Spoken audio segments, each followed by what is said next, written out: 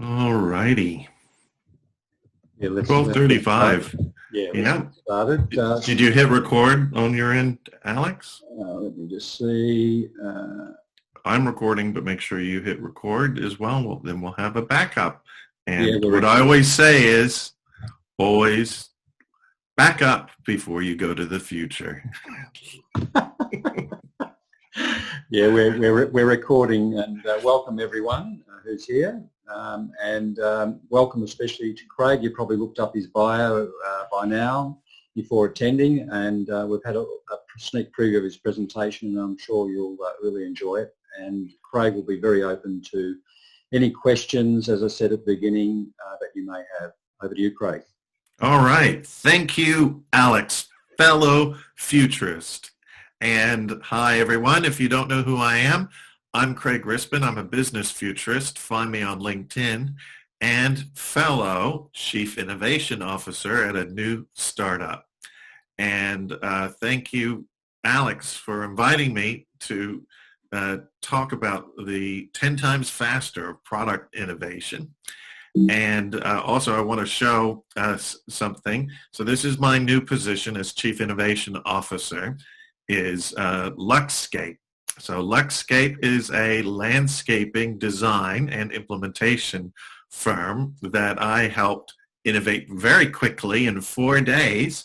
We did a design sprint, put together a design brief, showed it to potential customers, and they said, yes, we want to use AI, we want to use drone scans, we want to use AR to be able to see what our garden looks like of the future, and yes, we'd love that tremendous trade discount. And so, yes, I'm only telling you this not to brag or anything like that, but to show that I have relative experience. This was launched in a week, and we're taking our first customers in Victoria and have already, and gotten incredible results and great reviews. And the content that I'm going to be presenting on maps directly to the Dream Launch roadmap. And if you don't have a copy of this roadmap, it's going to be emailed to everyone afterwards, Alex. Isn't that right? Yep, absolutely. Yeah, so check your email afterwards. It's not just junk email or anything like that. There's going to be this framework and some other files, and of course all of my slides. And I want to set the context for what we're talking about, the age and time that we're in. Of course, we're in the age of lockdowns and COVID-19. We're doing pretty well in Australia, but I also want to say when things are relaxed, hashtag masks for all. Masks for all. 70 countries have found that, yes, masks don't stop you necessarily from getting it, but it stops me from giving it to you. And I just want to talk about thinking about the future. And when we're talking about the future, I want to set the context for when you have plans for the future. You really should be thinking about the future, because A.T. Kearney studied why most strategic plans fail, and strategic plans including product plans and new product and services launches. And they surveyed 15,000 of their corporate clients worldwide, and 88% of them said the same thing. 88%. Wow, that was a surprising result to them. And what did they say? These 88% of 15,000 people that they surveyed, looking back, they asked them, what was the biggest failure of plans that didn't work out? And what did they say? It was lack of understanding of future trends. And luckily, we have at least 2, but I think a few more futurists in this session today. We've got Alex and myself and some others as well. Know that you need to plan for the future and keep a naive mind, is what Arthur C. Clarke said. Ask naive questions, he said to me. And yes, I did meet him through a family connection, believe it or not, and it's absolutely true. I was introduced to him when I was 10 years old. And of course, I read the book 2001, and it had a machine mind in it, right? It had HAL, and it inspired me for the rest of my life. And here we are talking about it in my lifetime, where we're seeing incredible things. And so for the last 25 years, I've had machine minds on my Venn diagram, if you've been following me that long. And this is my subject, but it's only one of my favorite subjects. It's part of the fourth industrial revolution. And if the fourth industrial revolution is underway, and McKinsey studied what are going to have the biggest impacts. The pink bar is the lowest that they think in their scenarios, and the blue bar is most optimistic. And when it comes to the automation and AI-related knowledge of work, they're saying about 5.2 to 6.7. What is that? That is with a T for $1 trillion worth of impact. That's 5.2 to 6.7 trillion dollars just in the AI market. And we're living in this world, I just want to set the context, of rapidly changing change. Change itself is getting faster. Futurists know this. And so futurists started tracking this a long time ago. And one of the people that I studied with when I was young, yes, really, my mother put me in a car, drove me down to UC San Diego, and we sat out in the quad because that's where he lectured, Buckminster Fuller, the great designer, product designer, geodesic domes, and cars and homes, and architect, great futurist. And he would sit out on the quad and draw these charts and graphs and do the stream of consciousness lectures. And it was open free to anybody in the community. So you could just go there. You didn't have to be a student. It was fantastic and great weather outside in San Diego usually. And so he got us students to study how fast does human knowledge change? And around 1900, it was that the doubling of human knowledge was about 100 years. By 1945, that was about every 25 years. Today, it's around 12 months. That chart's a little bit out of date. It's around every 12 months. Human knowledge is doubling. But now UC Berkeley as well, and they have a department that studies how much human information is being created. And IBM, with their research team, has also been picking up this idea that Buckminster Fuller started and is forecasting into the future. And I know what you're looking at. You're looking at that chart going up in the next 10 years on an exponential scale.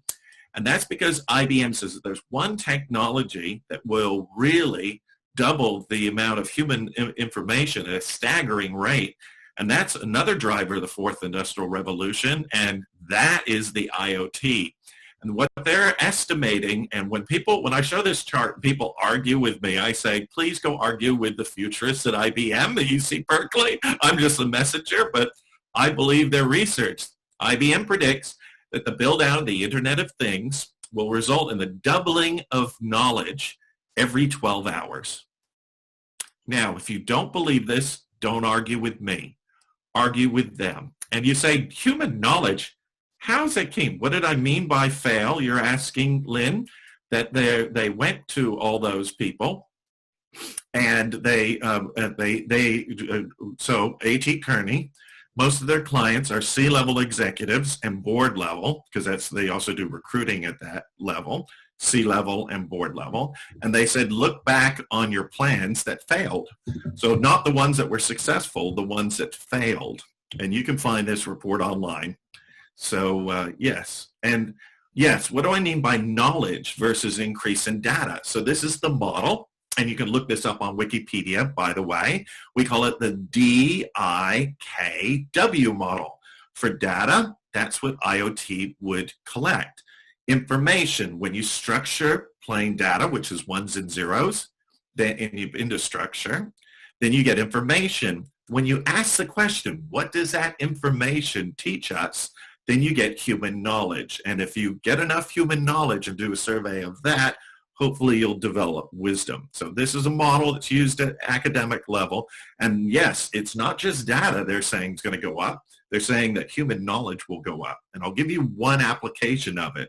You know the COVID app that they've asked us to download onto our iPhones that we're supposed to it's supposed to, track when we bump into somebody else on Bluetooth, and it doesn't work on the iPhone like it's supposed to. You have to keep it in the foreground. It's supposed to work in the background, but it's not working in the background. There's been lots of tests about this. They need to update it. But anyway, that being said, imagine that on steroids. So they're going to be rolling out 5G in Singapore. And they're going to put health trackers, health bands on 1 million of their residents. And they're going to monitor their health full time, continuous monitoring. And they're going to predict when they need to go to the doctor and if they need to go to hospital. And so they're going to collect the data.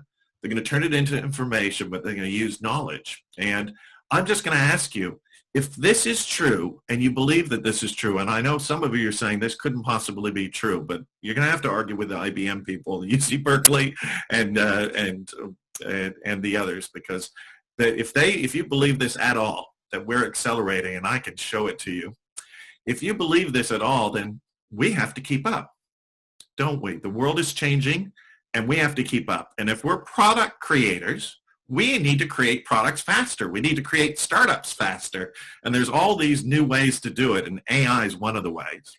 And so I just have to share with you that this idea of business competency, what is business competency? It is the skills that you or your organization have that make you competent and let you compete with others. You should look this up as well. And business competency has gone down from 30 years in the 1980s when I went to university. You could graduate, get your first job, and your business competency, they would say at that time, will last you 30 years. That after you have your degree and your entry-level job, you've got about 30 years with your business competency. Well, do you know it's down to 3 years now? And of course, it's going to be shortening as well. And so I just want to put a question out to the chat, and I'm going to pause briefly and then get straight into the technology, AI technology that you can use to accelerate your product. But I want to ask this question for discussion in the chat. When is the last time you've taken a course to upgrade your brain? So you have higher levels of business competency. And what course is it? And if you haven't taken a course recently, well, a lot of people have during COVID. They're learning ukulele. It's trending. and cooking skills and sourdough. Yes, you could have done a course online. What course have you done recently to upgrade your business competency? And I might suggest one for you. If you believe that flying cars, or specifically VTOL, vertical takeoff and landing vehicles, are the future. And Sebastian Thrum, the guy who designed Google's self-driving car and fellow futurist, is now being funded by Larry Page with his Kitty Hawk startup, and also runs Udacity. And they have a discount in the COVID shutdown, so you could upgrade your brain. In 13 days, the syllabus starts if you'd like to be an autonomous flight engineer. And you need to have a bit of a mathematics background, a bit of statistics, but you can catch up quickly. A 4-month course, 15 hours, and it's like a minimum viable degree. At the end of it, you could work for an autonomous vehicle company. And you could bring your drone in and show that it self-flies and you wrote that code. So I was just going to suggest that if you need to upgrade your business competency, there's tons of resources out there right now. So here are the tools that are really going to make a difference. AI for product innovation, for getting 10x or even 100x results. And I've been to 2030, yes, because my clients have asked me to go there, yes, to do scenario planning, what 2030 looks like. And I also take them on experiential tours. And we were in Las Vegas last year. So not this January, the January before. And there was incredible things being shown off there. VTOL, Uber was announcing VTOL and quadcopters and quadricopters. But last year, there was this incredible thing. It was an AI that looked like it was human. And I don't know if you saw it. If you didn't see it, you really got to see it, because I can tell you right now that AIs are going to be on all the boards by 2030. I mean company advisory boards and governance boards. definitely AI. I know I've been there. And if you don't believe me, maybe you should believe the 1,800 attendees of the World Economic Forum in Davos who said, they said that 86% of them said, yes, we will definitely have AI on boards by 2030. What might it look like? Well, this AI could look like this. And this AI could help you get things done, make you more efficient. And this is why I say we're all going to have AI buddies in the future. So this is neon.life. And I don't know if you saw this, but it is really incredible because these were people, but they were scanned. A digital representation were created, and then a neuro AI tool was created. It's just early days, it's beta, but it's open source. You can download this code and have a play with it, put these on your website or do it in a trade show display, or get a 19 to 21-year-old that would know how to do this very easily. It was incredible. So what I want to do is show you this clip, and while it's playing, if you'd like to type into the chat what you think of how you might apply this in your product development. Just have a look at this. It really is incredible. Look, they updated the website. Let's see. Ah, this is from the leak videos, so I guess they weren't taken down because they were fake. There's also more now. Cool. Good stuff. Alright. What? Boy, that escalated quickly. Some things are pretty vague at this point, but we're pretty sure of at least a few things. Are the promotional videos fake? It depends on how you define fake. If you mean that these are just real people, that's a big no. Yesterday I tried to establish a link between Maya, who's a confirmed neon, and the promo videos. We also found some evidence that the videos are computer made, like the glitching doctor, and the pills in her hand that lack physics, as they never moved inside the container. Also, in this new teaser, the neon yoga character's feet seem to be levitating above the carpet. But I found some press release materials, and I'll leave you all the sources in the description. As you can see, Maya, in addition to two other characters from the videos, are in the exact same environment, but each with their own data. Also, notice that their brains are structurally different. Some have more capacity than the others in a specific area, which means each one has their own personality. And even better, we have a quick demo of Karen, the airline worker. Her expressions are very human, but she feels slower than her promo video. Throughout the video, her general brain area's outline remains the same, but the activity of her brain and speed of thoughts are dependent on what she's thinking of, which is illustrated by the firing movement of her neurons. Starlabs say scenarios shown at our CES booth and in our promotional content are fictionalized and simulated for illustrative purposes only. So I'm guessing what they mean is they scripted what the characters say to illustrate future possible scenarios of what Neon can do. For example, I think they're trying to say that they don't have a Neon physician right now. They scripted that to show us how it would feel like. But feel free to tell me what you think. Also, Neon is not a digital assistant in the sense of assistants like Siri or Bixby that try to grab your info from the internet. So you can't ask Neons about the weather, for example, because they're supposed to function just like you. They won't magically know everything. Instead, they'll learn slowly from their environments, so they can basically be trained. Put it in a hospital, and over time it will act like a physician. In a gym, it will be a fitness trainer. And of course, you should be able to take a developed Neon and use it in movies and video games. And the cool thing is, Neons can connect and learn more about us, gain new skills, and evolve. Evolve. Right. Starlabs say they don't want to replace us. A spokesperson told CNBC, "We're not looking to replace human jobs, but rather enhance the customer service interactions. Have customers feel as if they have friends with neons. Can neons be used in deepfakes though?" Starlabs say no. The avatar can be based on a real person's appearance, but the technology used is fundamentally different from deepfake or other facial reanimation techniques. Cora 3 does not manipulate an individual scene, videos, or sequences. Instead, it creates unique behaviors and interactions of neons in real time that never happened before. Thus, Cora 3 creates new realities. Neon is expected to launch this year as a beta with a few partners. They're aiming to provide a subscription service to corporations and individuals, but no info on prices yet. The first Neon seminar is at 2 p.m. Pacific Standard Time, and I'll keep you updated. So make sure to subscribe with notifications on. Thank you so much for watching, and I'll see you next time. Really is incredible, and we're getting lots of questions, Alex.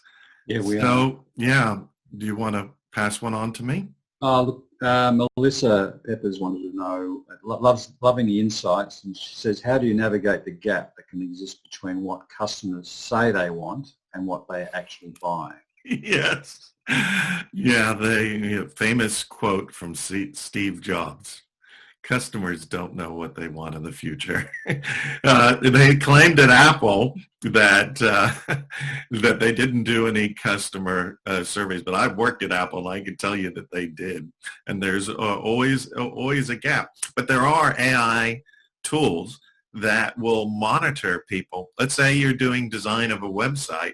You can put that website in front of them, and it will monitor where they're looking and their interactions with it, and you can get emotional looks from their face and whether they're confused or smiling or inquisitive. But even better than that, there's a consumer device that is hashtag on sale during COVID, you should know. Yes, and it's called the Emotive, and it puts little sensors on your head.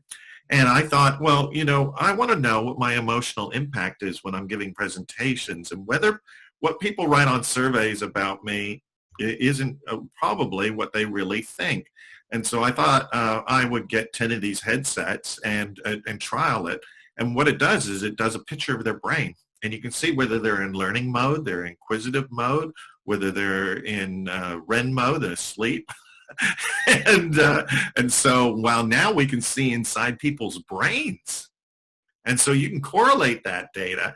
And if you don't think it works, I've had major law firms hire me to bring along these headsets and use it with mock trials to simulate how the litigators are getting across to the jury and see inside their brains. It really is incredible. And yes, it's AI based as well.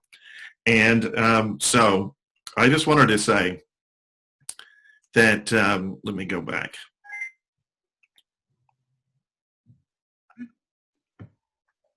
I want to bust the myth, Alex, that AI will not replace us. Right? If so many people are saying that AI will replace us, and I do not see that in the future.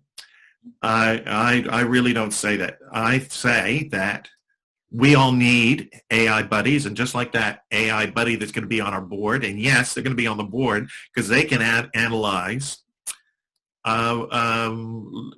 regulations and legislation much better than any average board member. And if you don't believe that this is true, let me give you this case. That I work with a lot of boards, and they don't have AI on their board yet. But when I pitch them that I can use my AI, which is called Athena, and Alex knows about Athena, I can ask Athena, what's the future of meat? What's the future of food? What's the future of pork? And I did this for the Pork Association. Get some pork on your fork. And I could do it in a tenth of a second, and they couldn't do anything like that. It just completely blew their mind. And they said, and then, Craig, what do you do next? Well, we send out to humans, peer review. So we wouldn't just use the data. So we send it out to fellow futurists, and they do peer review. So why do I do this high-tech, high-touch approach? Because high-tech and high-touch is the future. So use the high-tech to accelerate your product development and testing, product testing, see inside people's brains, and it's not going to replace you. And I know because I've interviewed a lot of people that are using this technology just to become superhumans when it comes to what they do in their job. And if you don't believe that this is going to impact boards, I can tell you right now that IBM's Watson has saved lives, has found really obtuse, strange diagnoses and saved people's lives, helping doctors. And when I talk to doctors, there's two types of doctors. The doctor who says, no, I don't want the AI, I'm a very smart doctor. And then there's the other doctor, they tend to be slightly younger doctor who said, you mean I can have Jarvis with me? I can ask a question to the AI and it can look through 660,000 medical research papers in a tenth of a second? Why wouldn't I use that? So the whole point that I'm saying is, no, we won't be replaced by AI. CIOs specifically will not be. Chief Innovation Officers and Chief Information Officers will not be replaced by AI. but CIOs using AI will replace CIOs. Think about that for a minute. You need to use it yourself. And it doesn't matter what creative pursuit that you're in, even in music, there's incredible possibilities. And so I don't know if you've heard, but Eurovision was on, but not the regular Eurovision. It was the AI Eurovision, Alex. And of course, once a week, every year, Australia is part of Europe and gets to participate in Eurovision. Did you see this? It really is incredible. And then I thought we might have a listen to what AI-assisted musicians can create. Have a look at this. Can artificial intelligence help compose a song that is just as successful as last year's hit by Duncan Lawrence? In the AI Song Contest, teams from all over Europe and Australia compete with songs created with the help of artificial intelligence. Which song wins the AI Song Contest of 2020? Here's your host for tonight, Lieven Scheere. Good evening, Europe! I've been looking forward to speaking that sentence. It's a dream come true. Welcome to the AI Song Contest. We have everything here. There is glitter. There is a smoke machine. There will be love, peace and modulations. And I have prepared some overly scripted jokes that probably will not work in this context. Everything for a wonderful Eurovision evening. We even have a green room with all the teams on screens, all the competitors, all the people who have been working with AI to try to create a Eurovision hit. Welcome teams! There they are from Belgium, Switzerland, Holland, France, Germany, and of course from Australia, because 1 week a year, Australia is a part of Europe. This is Eurovision week, so Australia is with us too. And guess what? We won! Team Australia, or specifically the team, and I'm just going to optimize the screen so you can see it, the team from Uncanny Valley. And if you don't know what Uncanny Valley is, Google it. It's when, when these technology AIs come pretty close to what we look like and it creeps people out. Uncanny Valley, that's what they're named after. And we won! Yay! Team Australia. And boy, is this changing music production. And I have to tell you that there are many music producers using AI now, not just in this competition, to produce hits and make their music more like cut and paste and less like original composition. And so what can we do with this? Well, one of the ideas, if you're familiar with product design at all, Autodesk and NVIDIA and many other companies have been promoting this idea of generative design. If you don't know about it, I'm going to recommend a short course that you could do on YouTube. And it'll allow you to do design 10 times faster. And I don't know about you, Alex, but my Photoshop skills have really atrophied over the last 30 years. I haven't done much Photoshop, especially now we've got Canva, where you just get the templates and you can click on them and edit them. And so, I'd love to be able to do beautiful slide design and painting design or just to rapidly innovate in that area, but I've lost those skills. But if I could just paint rough and then it could create artwork for me, that would be incredible, and that's what you could do. Have a look at this.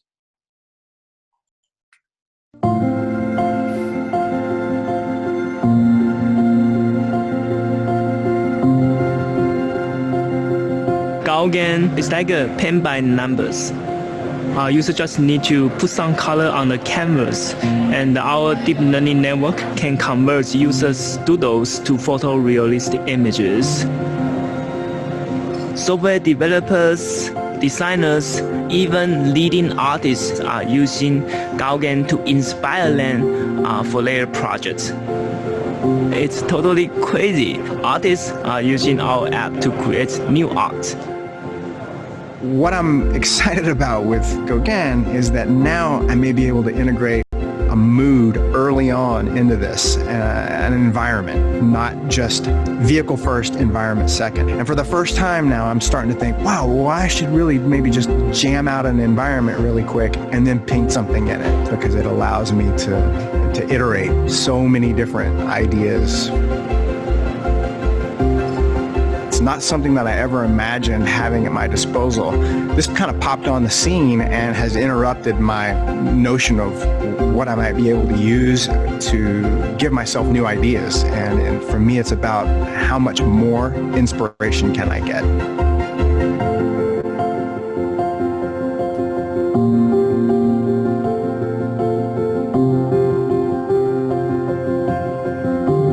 Really is incredible. And what I love, Alex, is popping onto YouTube and typing in a Gauguin tutorial and have a 9-year-old who's been recording to teach us how to use it. And I love those tutorials of young people to be reverse mentors for us. Yep. Yeah, absolutely. yeah. And look at the evolution of design. So this is a part on the left that was a traditional part holding a bracket, so where you bolt things in. And that was put into Autodesk and Fusion 360. And then they used the Degenerative tool. And look at the second version of that, how more organic it looks, Alex. It's so organic. It's like it was molded, sculpted by hand rather than some other way. And that little webbing at the top, I find that fascinating. And then the next version of it, very organic. And this is what we're finding, is that we don't need to have all those materials that we had before. We can design things that we can print on a 3D printer we couldn't even design that part before. We couldn't even produce that part before using reductive manufacturing. But with additive manufacturing, we can do the impossible. What was just not possible a few years ago, we can do it, and we can do it so much faster. And so this part can be designed, for instance, or product can be designed, and you can go through, you can basically page through lots of iterations of it. Page, page, page, page, page, page. Oh, that looks interesting. Save. Page, page, page, page, page. Oh, that looks interesting. Save that one. And so imagine we couldn't do that before. I mean, it's just mind-blowing. It's not 10 times faster. It's probably 1,000 times faster. And then it does all the calculations for stress load. And so I was speaking at Sydney Airport. I've done some scenario planning with them twice. And one of the futurists from Airbus came along, and he said, you know, we're designing our aircraft of the future, the next aircraft in the next 25 years, and it's all going to be 3D printed. And so your hangar is going to have to be bigger because we're not going to fly it here. We're going to print it here. And do you know, some of them laughed, and he said, but you don't realize we're already printing 3D parts that keep your jet engines running. We're doing that today. You don't think in 25 years' time we're going to be printing? So we're just getting started today, but it's an awesome opportunity. And major companies are figuring out this, but also little companies are figuring out how to move fast and help big companies do this as well. And I wanted to share one with you, and that's VW. And VW has, they've had their challenges of late. And they really started to reinvent themselves, and that's good. They needed to, because they were very bad actors. And people are going to jail, and they've got multi-billion-dollar fines. And so I think they've learned their lesson, and they know that they need to reinvent themselves. And so I think this is a great example of them taking an old product, which is the Combi, and updating it with new organically designed, generative design products to hack their old Combi. Have a look at this.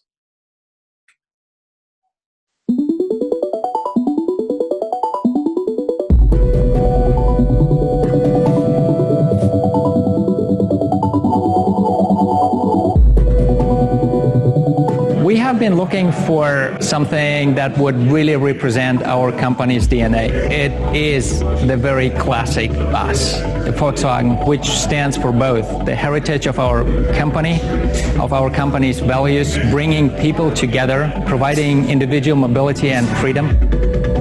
We're taking a 1962 vintage VW bus and we're retrofitting it with all manner of kind of the latest and greatest technologies that we think going forward will be significant within the automotive industry. The main focus is the wheels, but it goes beyond that. We've explored other spaces inside the vehicle, steering wheels, seating, exterior mirror mounting, and so there's several areas inside the vehicle and others that we want to continue to explore in 2019.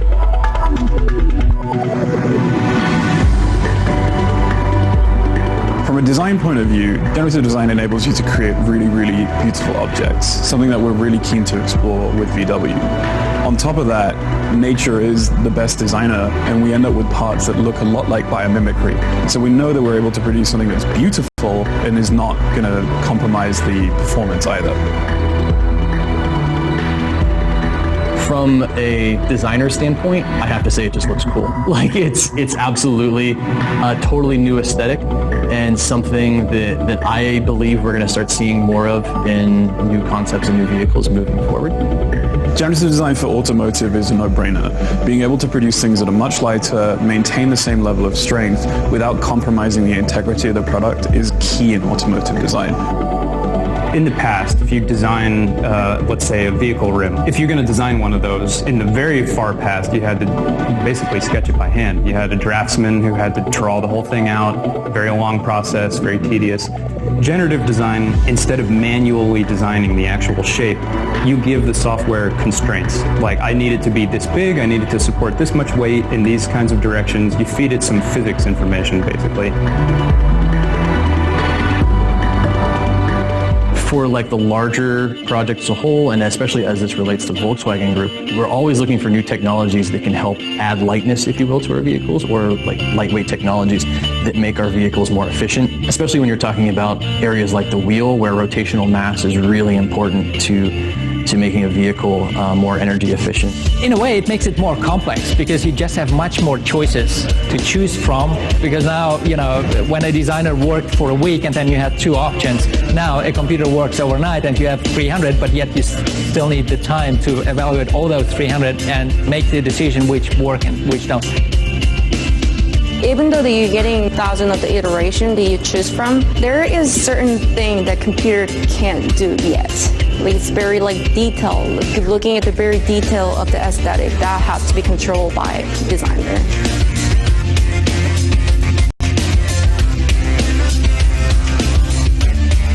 Being able to come up with a new workflow that's faster, where you can make better design decisions and smarter informed design decisions, that's really powerful. What I can feel today is that we probably even don't understand to the full extent the potential of generative design. This is something we will have to figure out within the next years, where human engineering combined with artificial intelligence can provide lighter, smarter products. And here is a huge potential that will, from my understanding, revolutionize not just the products that we're providing, but also the way we work. I'm hopeful that we can see it grow even more, and 10, 15 years from now we could see entire frames being generatively designed. There's a tremendous opportunity there, that how to optimize like A pillar and B pillar sections, and the frame surrounding the engine bay, like what can we do there? We hope it inspires the community, everyone that comes to see it at the unveiling, but again also for our partners in Germany, we hope that it inspires like new ways of thinking and whatnot around how we're going to be manufacturing vehicles in the coming years. If you speak to any designer or engineer, they'll tell you that producing stuff in the real world always takes longer than you think. One of the great things about using generative design here is we were able to go from ideas in our head to a fully manufactured vehicle in about 6 months, which is unprecedented and unheard of. Being able to do that while maintaining design and engineering is incredible, and it enables us to produce something that's really quite beautiful to look at. I think I'm going to be most proud of seeing the wheels in person. They look good enough to eat, quite literally. The main thing that I wanted to do was if I take this out on the street somewhere and some little kid sees it, he's like, who built that? I want to work there. And I really think that that's success for us, is if we inspire a new generation of people to come be automotive engineers and kind of work, in the same space that we do. I think that's pretty cool.